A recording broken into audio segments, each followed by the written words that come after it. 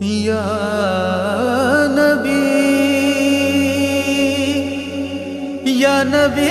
السلام علیکم every one, دس از می طارق غوری، آپ کا ہوسٹ، آپ کا دوست، اور آپ دیکھ رہے ہیں ہم سب ایک ہیں۔ اس پروگرام میں ہم آپ کو ملوائیں گے پاکستان کی کچھ عظیم شخصیات سے جنہوں نے پاکستان کے لیے، ہیومینٹی کے لیے ورک کیا، اور ایسی شخصیات سے بھی ہم آپ کو ملوائیں گے جو ہمارے دین کے لیے کام کر رہے ہیں اور ہمارے دین کے لیے کام کیا اور آگے بڑھایا۔ تو ہمارے ساتھ آج ایسی ہی شخصیات موجود ہیں جنہوں نے ہمارے دین کے لیے کام کیا۔ میں ان کا ایک چھوٹا سا انٹرو کروانا چاہوں گا۔ ویسے تو آپ کسی تعارف کے محتاج نہیں ہیں کہ آپ جناب مفتی منیب الرحمان کے شاگرد بھی رہ چکے ہیں اور بہت اچھی شخصیت کے مالک ہیں۔ تو ویلکم کیجیے گا ہمارے مفتی ساجد محمود نقش بندی کو۔ السلام علیکم۔ وعلیکم السلام ورحمۃ اللہ وبرکاتہ۔ کیسے ہیں آپ؟ مفتی صاحب، ہم جاننا چاہیں گے کہ آپ نے اپنے کیریئر کا آغاز کیسے کیا اور آپ نے اپنی دنیاوی تعلیم حاصل کہاں سے کی اور دینی تعلیم کہاں سے حاصل کی؟ سب سے پہلے تو میں طارق بھائی آپ کا شکریہ ادا کرتا ہوں کہ آپ یہاں پر تشریف لائے۔ اللہ تعالیٰ آپ کو اس کی بہتر جزا عطا فرمائے۔ میرا تعلق گاؤں نیریاں شریف، شہر تراڑکھل، آزاد کشمیر سے ہے۔ میرے والد گرامی کا نام سردار محمد اشرف خان ہے، جو سیاست کے میدان میں آپ کا الحمدللہ بہت بڑا نام ہے، اور دربار عالیہ نیریاں شریف کے ساتھ ہی ہمارا گھر ہے۔ میں نے ابتدائی تعلیم مرشد آباد ہائی اسکول سے حاصل کی۔ پھر میرے والد گرامی کے یہ جذبات تھے، یہ خواہش تھی کہ میں اپنے ایک بیٹے کو عالم دین بناؤں، اور میرے بھی کچھ اسی طرح کے جذبات تھے۔ تو پھر میرے والد گرامی 1998 کے دسمبر میں برف باری کا موسم تھا، اسی برف باری کے عالم میں مجھے لے کر کراچی کی طرف روانہ ہوئے۔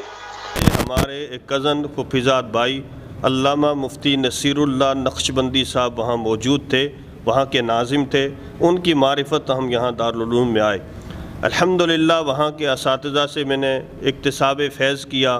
سب سے پہلا سبق جو مجھے پڑھایا گیا، علامہ سید نذیر حسین شاہ صاحب، علامہ مفتی احمد علی سعیدی صاحب، حافظ علی عمران صدیقی صاحب، دیگر ہمارے اساتذہ ہیں، اور ان میں اس کے بعد پھر دیگر اسباق آگے بڑھتے گئے۔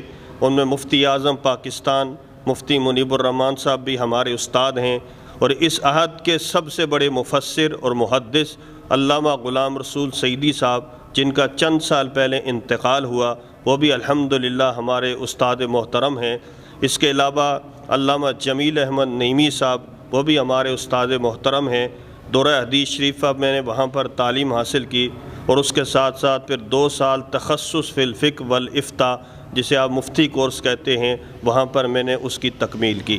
اس کے ساتھ ساتھ میں نے دنیاوی تعلیم کا سلسلہ بھی جاری رکھا۔ الحمدللہ میٹرک کی اور انٹر میں نے ریگولر کیا، پھر میں نے گریجویشن کیا، ایم اے اسلامیات کراچی یونیورسٹی سے کیا۔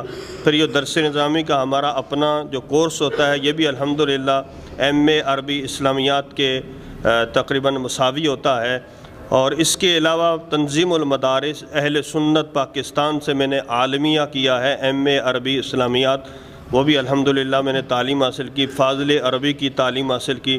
دیگر یہ تعلیم کا سلسلہ جاری رہا۔ اس کے بعد مفتی اعظم پاکستان مفتی منیب الرحمان صاحب نے مجھے یہیں پر اس مسجد میں بھیجا۔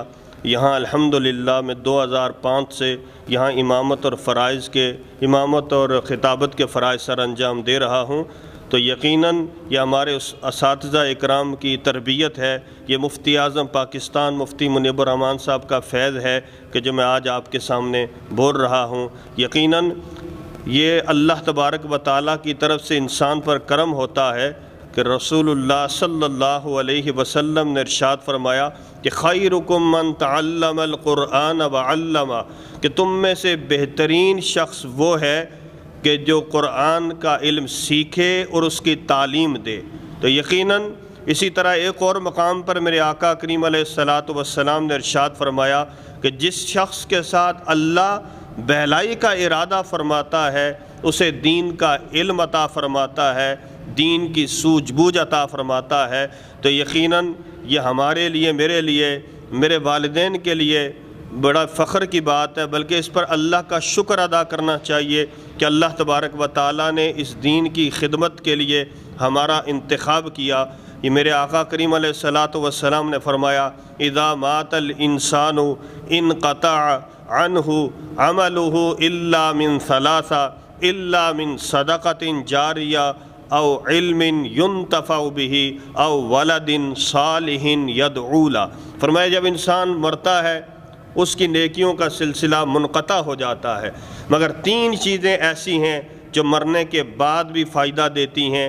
فرمایا ان میں ایک صدقہ جاریہ ہے، ایک نفع دینے والا علم ہے، اور وہ نیک اولاد ہے جو اپنے والدین کے لیے دعا کرے۔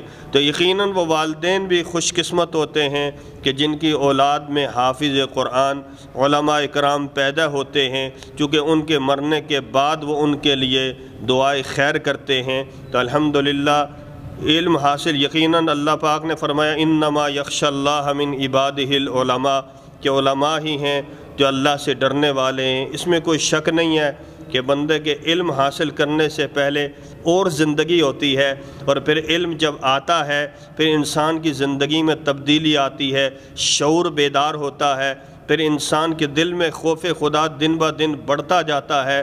میرے آقا کریم علیہ الصلاۃ والسلام کی احادیث جب بندہ پڑھتا ہے تو یقیناً جب دل میں اترتی ہیں یہ عمل کا جذبہ پیدا ہوتا ہے، خوف خدا پیدا ہوتا ہے۔ تو اس علم کے ذریعے سب سے بڑی بات یہ ہے کہ یہ شعور پیدا ہوتا ہے، اس علم کے ذریعے خوف خدا پیدا ہوتا ہے، اور یہ علم اپنے لیے بھی فائدہ مند ہے، والدین کے لیے بھی فائدہ مند ہے، اور خاندان کے لیے بھی فائدہ مند ہے۔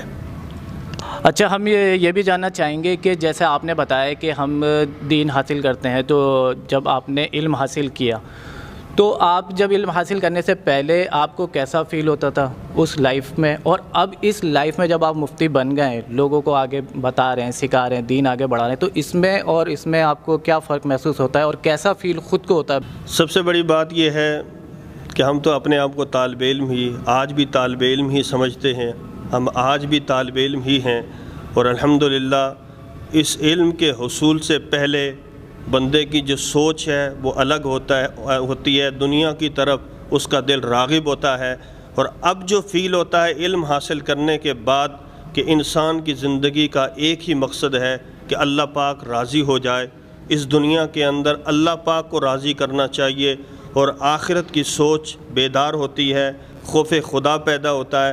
ہمیں خود یہی محسوس ہو رہا ہے کہ یہی وہ علم ہے کہ جس نے ہمیں یہ شعور دیا ہے کہ ہمیں جو دنیا کی زندگی ہے اس سے ہمارا دل ہٹتا جا رہا ہے، اور جو آخرت کی زندگی ہے دل اس طرف راغب ہوتا جا رہا ہے۔ یہی علم دین کا سب سے بڑا فائدہ ہے۔ بے شک، اور جیسا کہ آپ کو معلوم ہے کہ مفتی صاحب، ہم لوگ سب کو ہی پتہ ہے کہ ماہ رمضان کی آمد ہے، تو ایسے جو شخص ہیں جو اپنی غفلت کی وجہ سے یہ مہینہ ضائع کر دیتے ہیں، اس کو حاصل نہیں کر پاتے، تو ان کا کتنا نقصان ہوتا ہے، اور جو حاصل کر لیتے ہیں اس بابرکت مہینے کو، ان کی عبادت کر لیتے ہیں، تو ان کو کتنا بڑا فائدہ ہوتا ہے، تو اس حوالے سے بھی اس پہ روشنی ڈالیے گا نا۔ رسول اللہ صلی اللہ علیہ وسلم نے ارشاد فرمایا کہ جس شخص نے ماہ رمضان کو پایا اور وہ جنت حاصل نہ کر سکا، فرمایا اس کی ناک خاک آلود ہو جائے۔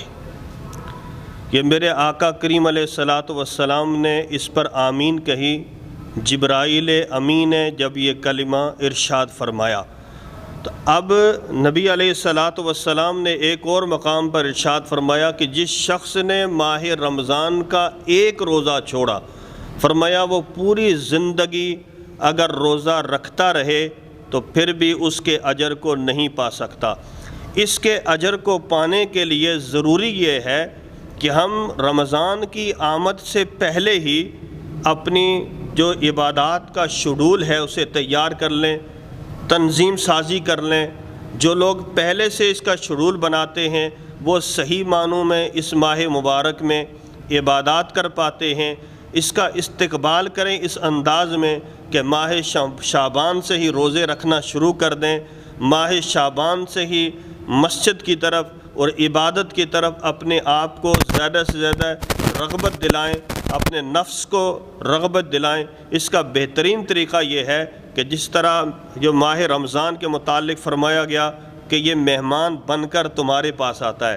دنیا میں ہمارے پاس کوئی مہمان بن کر آتا ہے، ہم اس کے لیے پہلے تیاریاں کرتے ہیں، سجاوٹ کرتے ہیں، صابن صرف کے ذریعے گھر کو دھوتے ہیں، پوری تیاری کرتے ہیں کہ مہمان بڑا خاص آ رہا ہے۔ اسی طرح ماہ رمضان سے پہلے ہمیں اس ماہ مبارک کی تیاری کرنی چاہیے۔ اس مہمان کے آنے سے پہلے اس کے رہنے کے لیے جو جگہ ہے اس کو صاف ستھرا کرنا چاہیے۔ اس کا مسکن کیا ہے؟ وہ ہمارا دل ہے۔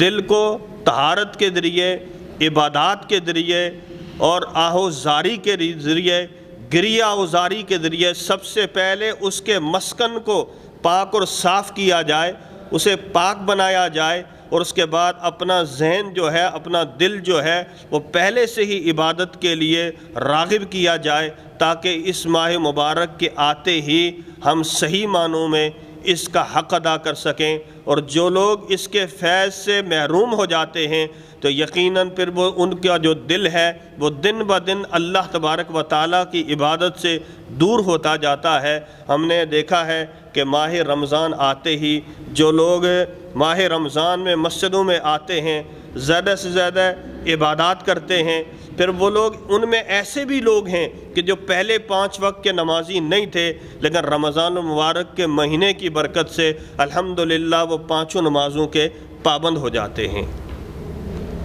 اور ہم پوری امت مسلمہ جو ہے ہم لوگ فالو کرتے ہیں نبی پاک صلی اللہ علیہ وآلہ وسلم کو، تو ہم یہ بھی جاننا چاہیں گے کہ نبی پاک صلی اللہ علیہ وآلہ وسلم آمد رمضان کی کس طرح سے تیاری کرتے تھے، تاکہ ہم سب ان کو فالو کرتے تو ہم لوگ یہ جاننا چاہتے تاکہ ہم بھی اسی طریقے سے پوری کوشش کریں کہ ہم بھی ایسی تیاری کر سکیں۔ میرے آقا کریم علیہ السلام کا یہ معمول تھا کہ 29 شعبان المعظم کو آپ اپنے اصحاب اکرام کو خطبہ دیتے تھے کہ یا ایھا الناس، اے لوگو، قد اظلکم شہر عظیم شہر مبارک، کہ تم پر ایک عظیم مہینہ سایہ فگن ہو رہا ہے، یہ بابرکت مہینہ ہے، فیہ لیلۃ خیر من الف شہر، اس مہینے میں ایک ایسی رات ہے جو 1000 مہینوں سے بہتر ہے۔ فرمایا جعل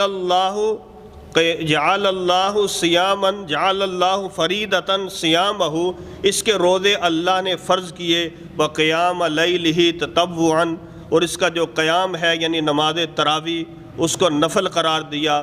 فرمایا کہ جس شخص نے اس ماہ مبارک میں اللہ کا قرب حاصل کرنے کے لیے ایک نفل ادا کیا، گویا کہ اس نے دوسرے مہینے میں فرض ادا کیا، اور کسی شخص نے اگر ایک فرض ادا کیا تو گویا کہ اس نے دوسرے مہینے میں 70 فرائض ادا کیے۔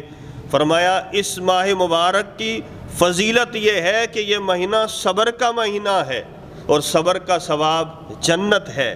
فرمایا یہ غریبوں کے ساتھ غمخواری کا مہینہ ہے، یہ جو مہینہ ہے اس میں مومن کا رزق بڑھا دیا جاتا ہے۔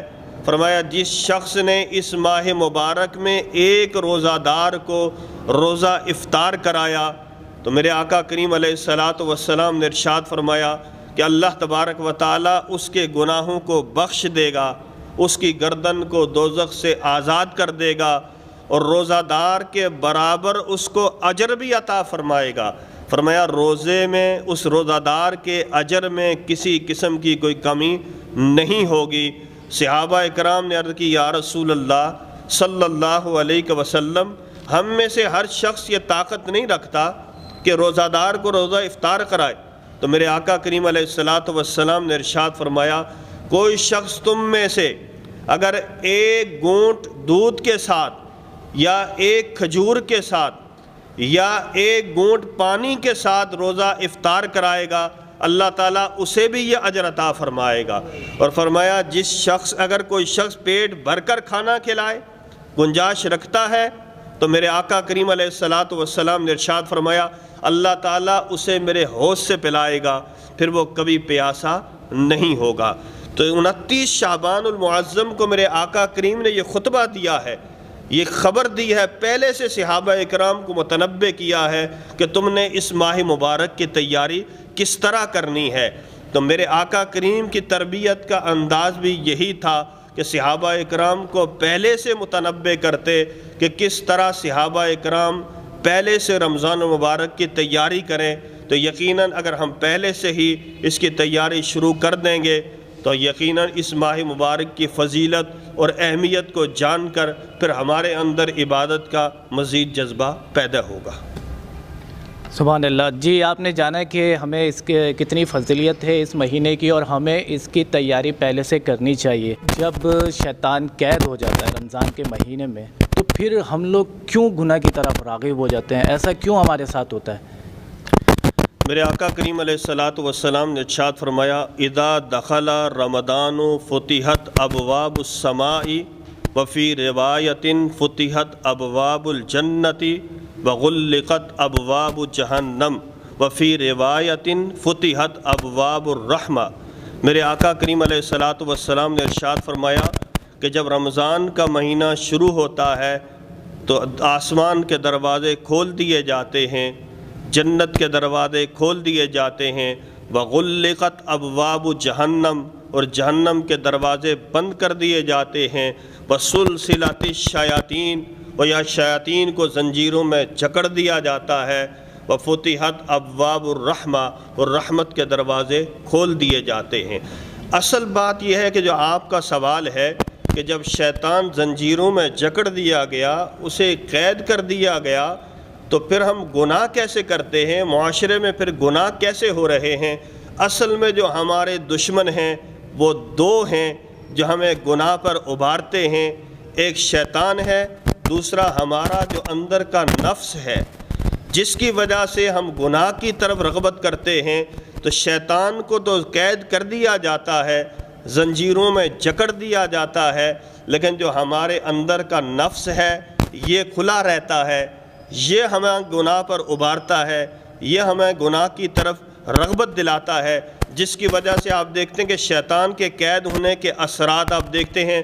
پہلے مساجد خالی ہوتی ہیں، جیسے ہی ماہ رمضان کا چاند نظر آتا ہے مسجدیں بھر جاتی ہیں، پورا سال قرآن پاک بند ہوتے ہیں، لیکن جیسے ہی رمضان المبارک کا چاند نظر آتا ہے قرآن پاک کی تلاوت شروع ہو جاتی ہے، تسبیحات شروع ہو جاتی ہیں، عبادات کا ذوق بڑھ جاتا ہے۔ یہ شیطان کے قید ہونے کے وہ اثرات ہیں جو ہمیں نظر آتے ہیں۔ اور جو آپ دیکھیں اس کے ساتھ ساتھ سود چل رہا ہے، رشوت خوری چل رہی ہے، بد نظری ہو رہی ہے، تو یہ ہمارے جو نفس ہے، یہ اس نفس کی وجہ سے، جو نفس کا دھوکہ ہے، جو نفس ہمیں گناہ پر ابھارتا ہے، اس لیے کہ ہر انسان کے ساتھ باہر کا شیطان تو ہوتا ہے، ہر انسان کے ساتھ اندر کا شیطان بھی ہوتا ہے۔ اب چونکہ اندر کا شیطان ہے وہ اس کے ساتھ رہتا ہے، جس کی وجہ سے ہمارے معاشرے میں رمضان المبارک کے مہینے میں بھی لوگ گناہوں میں مبتلا ہوتے ہیں۔ اچھا، میں نے شروع میں یہ بھی دیکھا کہ شروع میں نا کافی وقت ہوتا ہے تراویحوں میں، نمازوں کی طرف، پھر یہ اینڈ میں تھوڑا سا تراویح کی طرف سے لوگ ہٹنے لگتے ہیں۔ یہ بھی کیا ہمیں شیطان وغیرہ آتا ہے، یا یہ ہمارا جو اندر کا جو آپ نے بتایا نفس ہے، اس وجہ سے ہوتا ہے؟ یہ تو ہے، یہ تو رمضان المبارک میں جو بھی گناہ ہوتے ہیں وہ نفس کی وجہ سے ہوتے ہیں، اور اس کی اور بھی وجوہات ہیں کہ شروع میں لوگوں کا ذرا جذبہ بڑھ جاتا ہے، پھر لوگ 10 رمضان کے بعد 15 رمضان کے بعد شاپنگ وغیرہ میں لگ جاتے ہیں، مارکیٹوں کا رخ اختیار کر لیتے ہیں، اس میں ہماری خواتین بھی ہوتی ہیں، اب بچوں کو لے کر خواتین کو لے کر خواتین مرغلاتی ہیں، بس یہ شیطان ہے، ہمارے اندر کا بھی شیطان ہے۔ تو بس یہ ہے کہ یہ چیزیں پھر ہم لگ جاتے ہیں شاپنگ وغیرہ کی چیزوں کی طرف، ان چیزوں کی طرف لگ جاتے ہیں، پھر ہمارا جو رجحان ہے وہ عبادت کی طرف سے کم ہو جاتا ہے۔ پھر اس کی ایک وجہ یہ بھی ہے کہ ہمارے ہاں زیادہ تر آپ دیکھتے ہیں کہ لوگ 10 روزہ 20 روزہ 5 روزہ نماز تراویح پڑھ کے لوگ سمجھتے ہیں ہم آزاد ہو گئے، حالانکہ یہ آزادی نہیں ہے۔ آپ نے بے شک آپ 10 روزہ نماز تراویح پڑھیں، لیکن تراویح آپ نے آخری رمضان تک پڑھنی ہے۔ قرآن پاک تو آپ نے ختم کر لیا، سن لیا، لیکن تراویح آپ نے پڑھنی ہے۔ تو اس لیے آخر تک میرے بھائیوں، میرے دوستوں، بزرگوں، جہاں تک نوجوانوں میرا پیغام جا رہا ہے، تو آپ پہلی رمضان سے لے کر آخر تک آپ نے نماز تراویح پابندی کے ساتھ ادا کرنی ہے، قرآن پاک کی تلاوت کرنی ہے۔ اس ماہ رمضان کے ایک ایک لمحے کو اتنا قیمتی سمجھیں کہ یہ ایک لمحہ بھی اگر ہمیں ضائع ہو گیا ہم سے تو دوبارہ یہ لمحات ملتے نہیں ہیں۔ اس لیے پہلی رمضان مبارک سے لے کر آخر تک ہمیں عبادت کا وہی جذبہ، وہی شوق ہونا چاہیے۔ بلکہ میں یہاں پر ایک بات یہ کہوں گا کہ اس رمضان المبارک میں 29 شعبان کو بھی اپنا محاسبہ، اپنا جائزہ لینا چاہیے، پھر 29 رمضان کو بھی لینا چاہیے۔ اگر ہمارے اندر کوئی تبدیلی نہیں آئی ہے، پھر وہی 10 دنوں میں آخری میں ہم شاپنگ میں لگے ہوئے ہیں، پھر ہم نے رمضان کے مقصد کو نہیں پایا، پھر وہ ان عبادات کو ہم صحیح معنوں میں اپنے اندر اس کے اثرات کو جذب نہیں کر پائے۔ یہ اسی صورت میں ممکن ہے کہ ہمارے اندر تبدیلی پیدا ہو۔ بلکہ جو روزے کا مقصد بھی بتایا گیا، فرمایا یا ایھا الذین آمنوا کتب علیکم الصیام کما کتب علی الذین من قبلکم لعلکم تتقون، کہ ایمان والو تم پر روزے فرض کیے گئے جس طرح کہ تم سے پہلے لوگوں پر فرض کیے گئے تھے تاکہ تم متقی بن جاؤ۔ تو روزے کا مقصد یہی بتایا کہ تمہارے اندر تقوی پیدا ہو، تمہارے اندر طہارت پیدا ہو۔ اگر روزہ رکھنے کے بعد بھی، تلاوت قرآن پڑھنے کرنے کے بعد بھی، تسبیحات پڑھنے کے بعد بھی اگر ہمارے اندر تقوی پیدا نہیں ہوا، تبدیلی پیدا نہیں ہوئی، تو پھر اس عبادت کا جو مقصد ہے وہ ہم نے نہیں پایا۔ روزے کا جو مقصد ہے وہ ہم حاصل نہیں کر پائے۔ حاصل اسی صورت میں کر پائیں گے، میرے آقا نے فرمایا تم نے اپنے اندر تقوی پیدا کرنا ہے، تقوی پیدا کرنا ہے۔ اچھا، ایک آپ نے ایک بات فرمائی کہ ہم جتنا ہو سکے آخر تک تراویح پڑھیں اور عبادت کریں۔ اچھا، آپ جیسا کہ ہم لوگ اب آپ دیکھ رہے ہیں کہ اتنی مہنگائی کا دور ہے، اب ہر شخص روز کما رہا ہے، روز کھا رہا ہے، ٹھیک ہے۔ اب ایسی مصروفیات میں، ایسی مجبوری میں بے شک بابرکت مہینہ ہمیں عبادت کرنی ہے۔ اب اس میں وہ شخص جو روز کماتا ہے، روز کھاتا ہے، وہ کیسے ٹائم نکالے، وہ کیسے تراویح پڑھے؟ اب کسی کی نائٹ ڈیوٹی بھی ہوتی ہے، ایسے مسئلے مسائل ہیں، تو ان آپ تھوڑی روشنی ڈالیے کہ وہ ایسے کیا عمل کریں کہ اس مہینے کو بھی پالیں اور عبادات کا اجر زیادہ سے زیادہ حاصل کر لیں؟ میں نے شروع میں ایک بات عرض کی تھی کہ اس کے لیے تنظیم سازی ضروری ہے، اس کے لیے عبادات کا شیڈول کا ہونا ضروری ہے۔ دنیاوی مصروفیات کو ہمیں کم کر کے، اس میں شک نہیں ہے آپ روزگار بھی کریں، لیکن اگر کسی کی ڈیوٹی اس وقت میں ہے تو وہ کوشش کرے کہ وہ بعد میں اپنی نماز تراویح بغیر جماعت کے بھی ادا کر سکتا ہے۔ اگر اس کو کہیں پورا قرآن پاک 5 روزہ، 7 روزہ، 10 روزہ سننے کو ملتا ہے تو بھلے وہ نماز تراویح میں قرآن سن کر اس سنت پر عمل کر کے اس کے بعد نماز تراویح اپنے گھر میں بھی ادا کر سکتا ہے۔ عبادات کا شیڈول بنایا جائے، دنیاوی چیزوں میں، دنیاوی کاموں میں تھوڑی کمی رکھ کر عبادات کا جو شیڈول ہے اس میں زیادہ سے زیادہ عبادات رکھی جائیں۔ رات کی تنہائی میں عبادت کی جائے۔ ڈیوٹی ظاہر سی بات ہے 24 گھنٹے تو نہیں ہوتی، 10 گھنٹے 12 گھنٹے ڈیوٹی ہے، وہ ڈیوٹی کے علاوہ جو وقت ہے اس کو کم از کم اپنی عبادت کے لیے تقسیم کریں۔ روزانہ کم از کم اتنی تلاوت کریں کہ رمضان المبارک کے پورے مہینے میں ایک بار قرآن پاک ختم کریں۔ تسبیحات پڑھیں، روزانہ کم از کم 300 بار، 350 بار یا 1000 مرتبہ درود پاک پڑھیں۔ یا اگر رمضان المبارک میں ویسے لوگ اٹھے ہوئے ہوتے ہیں، راتوں میں سوتے نہیں ہیں ویسے بھی، تو ان کو چاہیے کہ کم از کم سحری کرنے سے پہلے 2 رکعت نفل پڑھ لیں، 4 پڑھ لیں، جتنا ہو سکتا ہے قیام اللیل کی نیت کر کے۔ اگر عشاء کے بعد سوئیں تو تہجد کی نیت کر کے کم از کم 2 رکعتیں پڑھ لیں۔ اس کا فائدہ یہ ہوتا ہے کہ ہم نے کتنے لوگ ایسے دیکھے ہیں پھر یہ پورا مہینہ جب تہجد کی نماز یا قیام اللیل پابندی کے ساتھ ادا کرتے ہیں، پھر وہ زندگی میں اسے اپنا معمول بنا لیتے ہیں، پھر تو وہ تہجد کے پابند ہو جاتے ہیں۔ تو اس لیے سب سے پہلے تو فرض نمازوں کو باجماعت ادا کرنے کی جو ترتیب ہے یہ رکھی جائے، اس سلسلے میں کوئی ترکیب بنائی جائے، اور اس کے ساتھ ساتھ نفلی عبادات کے لیے، اور عبادت کرنے کے لیے، نفلی عبادت کے لیے لازمی نہیں آپ کا فارغ وقت ہو، آپ ڈیوٹی پر ہیں، آپ گاڑی میں جا رہے ہیں، آپ درود پاک پڑھتے ہوئے جائیں، تسبیحات پڑھتے ہوئے جائیں، اور اللہ تبارک و تعالیٰ کا ذکر کرتے ہوئے جائیں، اپنے نبی پر درود پڑھتے ہوئے واپس آئیں، تو یہ بھی ہماری عبادت میں شامل ہوگا۔ اور اگر جو فرض عبادات ہیں اس کے لیے تو آپ نے ڈیوٹی چھوڑ کر اپنی فرض عبادات ادا کرنی ہے اور باجماعت نماز ادا کرنی ہے۔ بے شک صحیح ہے۔ جیسا کہ آپ لوگ نے جانا مفتی صاحب سے کہ آپ نماز تراویح اگر نہیں پڑھ پا رہے اپنی مصروفیات کی وجہ سے، مجبوری کی وجہ سے، تو آپ رات میں اس کو پڑھ سکتے ہیں بعد میں کام وام سے فری ہو کے، لیکن رمضان میں ہی، ایسا ہی نا جی اسی رات میں اسی ٹائم کے اندر جب سحری کا وقت نکل گیا، صبح صادق ہو گیا، اس کے بعد پھر وہ ٹائم نکل جائے گا، جیسے عشاء کا جو وقت ہے۔ اور دوسرا یہ کہ اگر وہ 5 روزہ 6 روزہ پڑھنا چاہیں پڑھنے میں تو اس کا اتنا ہی ثواب ملے گا جو ہم کنٹینیو 30 روزوں تک پڑھتے ہیں یا 29 روزوں۔ تلاوت کا ثواب تو ملے گا، لیکن جو نماز تراویح آپ پڑھیں گے تو نماز تراویح جب ادا کریں گے تو ثواب ملے گا۔ اگر اپنے آپ کو آزاد سمجھیں گے تو پورے مہینے کی نماز تراویح کا ثواب نہیں ملے گا۔ پھر یہ ہے کہ قرآن پاک کی تلاوت کا ثواب ملے گا، جو تلاوت آپ نے سنی ہے کسی 27 روزہ میں یا 10 روزہ میں، پوری تلاوت کا ثواب تو آپ کو ملے گا، لیکن نماز تراویح کا ثواب جب ہی ملے گا جب آپ آخر تک نماز تراویح ادا کریں گے۔ بے شک صحیح بات ہے کہ آپ اپنے آپ کو آزاد نہ سمجھیں کہ میں نے یہ عمل کر لیا یا تراویح پڑھ لی تو میں آزاد ہو گیا۔ اس مہینے میں آپ جتنی ہو سکے آپ عبادت کر سکتے ہیں تو کریں۔ ہم کمانے کے لیے بھی تو نکلتے ہیں نا، ہم سوچتے ہیں کہ ہم جتنا ٹائم لگائیں زیادہ سے زیادہ ایک دن میں پیسہ کما لیں، تو یہ مہینہ آپ کے لیے ایک گولڈن چانس ہے۔ جس نے اس کو اویل کر لیا، حاصل کر لیا، جتنی عبادت ہو سکتی ہے آپ کریں۔ مفتی صاحب نے آپ کو سمجھایا، گائیڈ کرا ہے کہ اگر آپ مصروف ہیں تو آپ کیسے آپ اپنی عبادت کو کنٹینیو رکھ سکتے ہیں بزی ہوتے ہوئے، ساتھ رہتے ہوئے۔ مفتی صاحب ہم یہ جاننا چاہیں گے، کیا رمضان میں فقط حقوق اللہ ہی کی ترغیب دیتا ہے یا حقوق العباد کی بھی ترغیب دیتا ہے؟ رمضان المبارک ہمیں حقوق اللہ کے ساتھ ساتھ حقوق العباد کی تعلیم دیتا ہے، ترغیب دیتا ہے۔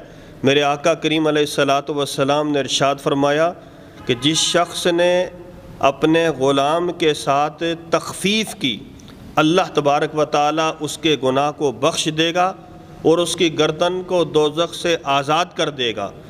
تو ماہ رمضان المبارک ہمیں اس بات کی ترغیب دیتا ہے کہ جو تمہارے ماتحت افراد ہیں، رمضان المبارک کے مہینے میں دوسرے مہینوں کی بانسبت ان سے کام کم لو، ان کی اجرت زیادہ دو، عام دنوں کے مقابلے میں ان کا جو وظیفہ ہے وہ بڑھا دو، کام کم لو۔ تو جو جس کے ماتحت ہے، ماہ رمضان المبارک ہمیں حکم دیتا ہے، ہمیں پیغام دیتا ہے کہ تم نے رمضان کے مہینے میں اپنے ماتحت لوگوں کے ساتھ تخفیف کا معاملہ کرنا ہے۔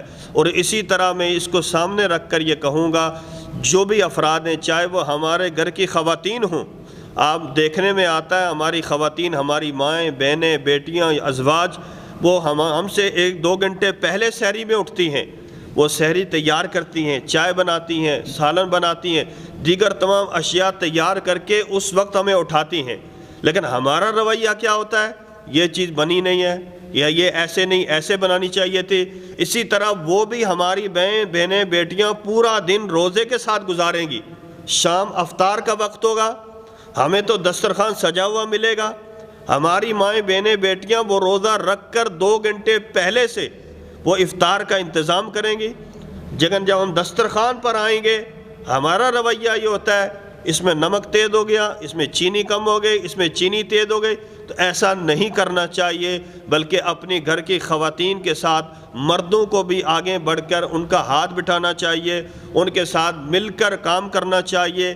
وہ بھی انسان ہیں، ان کے بھی جذبات ہیں، ان کو بھی آرام کی ضرورت ہے، وہ بھی روزے کی حالت میں ہیں۔ تو ہمارا یہ رویہ ہوتا ہے، ہم باہر سے جب آتے ہیں ہم سارا روزے کا غصہ اپنے گھر کی خواتین پر نکالیں گے۔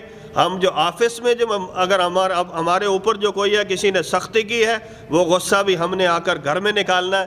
ایسا نہیں کرنا چاہیے۔ یہ خواتین بھی انسان ہیں، ان کے بھی جذبات ہیں، ان کے ساتھ اچھے طریقے سے پیش آنا چاہیے۔ میرے آقا کریم علیہ الصلوۃ والسلام نے ارشاد فرمایا تم میں بہترین مرد وہی ہے جو اپنے گھر والوں کے ساتھ اچھا ہے، فرماتے میں تم میں سب سے زیادہ اپنے گھر والوں کے ساتھ اچھا ہوں۔ سبحان اللہ۔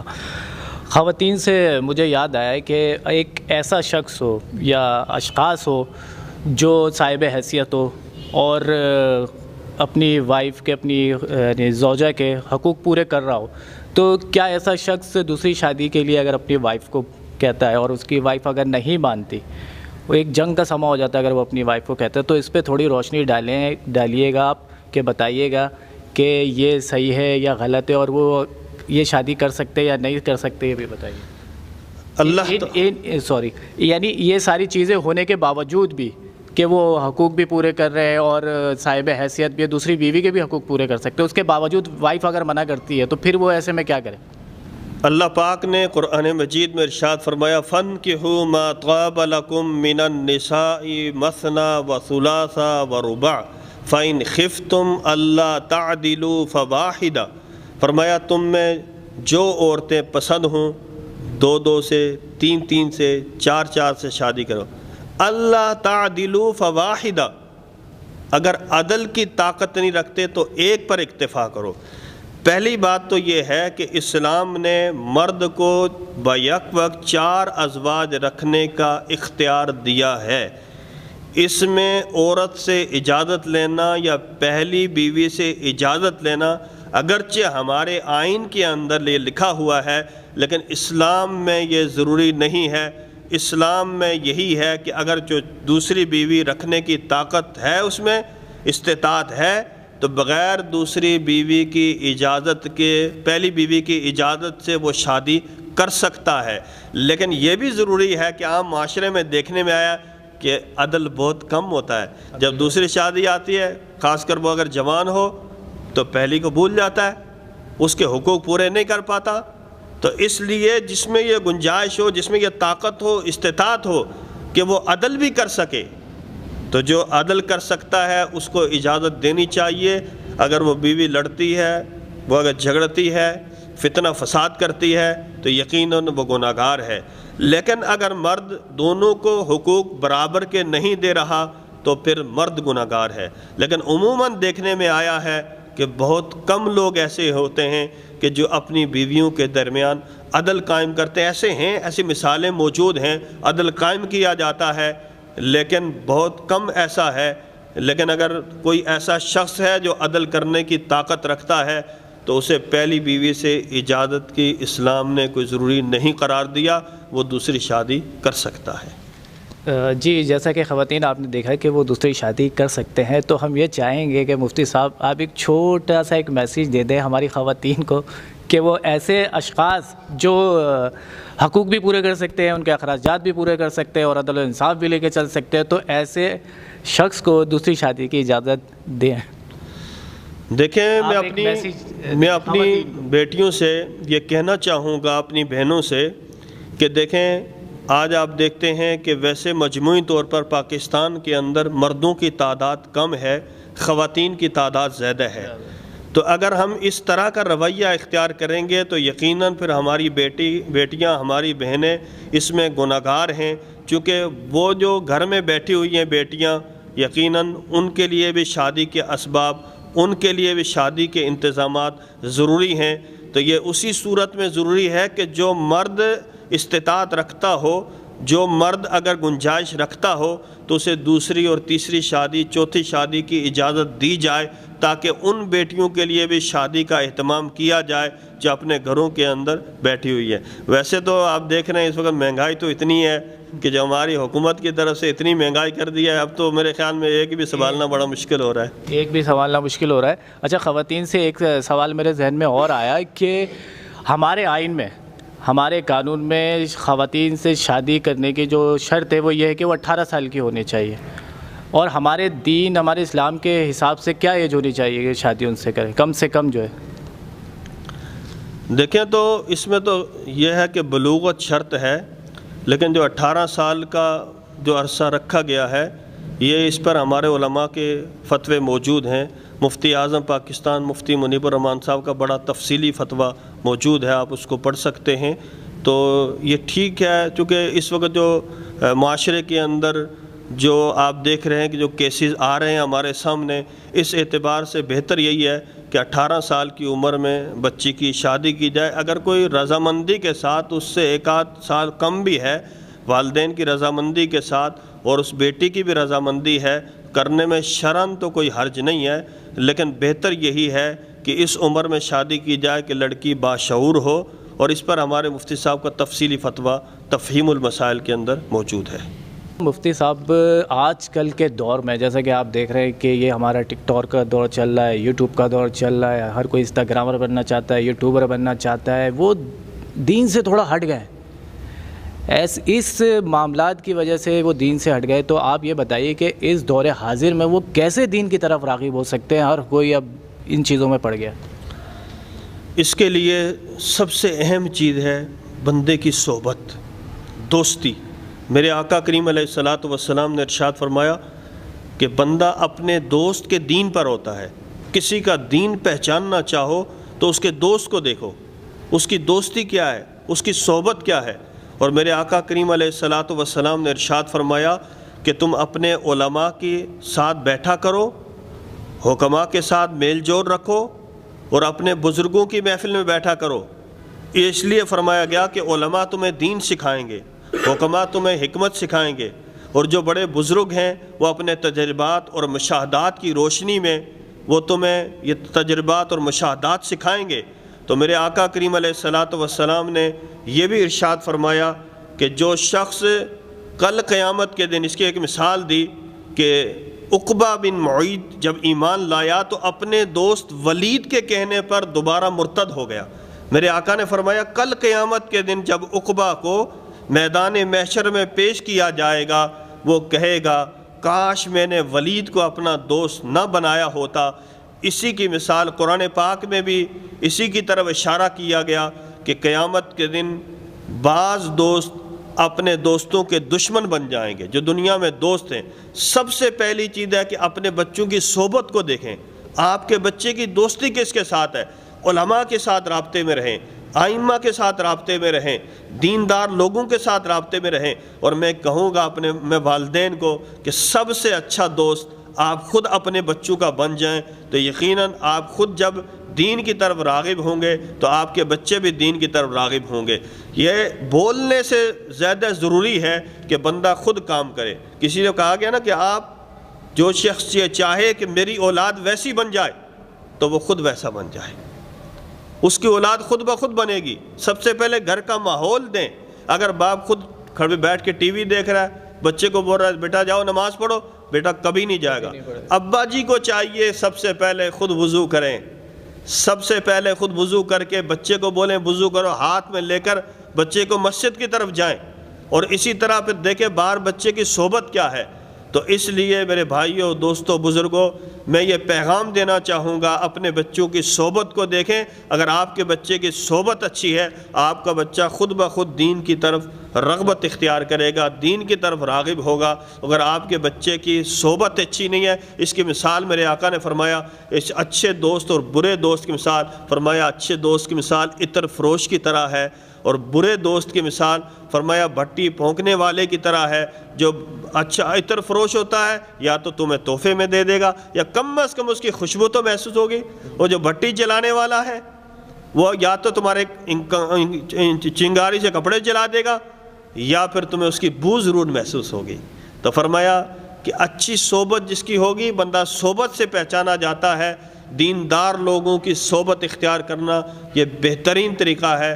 نوجوان اسی طرح دین کی طرف راغب ہوں گے، ان کا دل عبادت میں لگے گا کہ جب وہ اچھے لوگوں کی صحبت میں رہیں گے۔ یہ ہمارے پیرنٹس کے لیے بہت بڑا میسیج ہے کہ اگر آپ چاہتے ہیں کہ آپ کی اولاد دین کی طرف راغب ہو، دیندار بنے، نمازی بنے، تو سب سے پہلے آپ کو بھی خود نمازی بننا ہی پڑے گا، پھر کیونکہ آپ ہی سب سے پہلی جو درسگاہ ہے وہ ماں کی گود ہے اور ماں باپ ہے۔ اچھا، لاسٹ میں بس ہم یہ جاننا چاہیں گے کہ آمد رمضان پر یعنی آپ کو ایک اسپیشل میسیج دینا چاہتے تو وہ کائنڈلی آپ دیجیے۔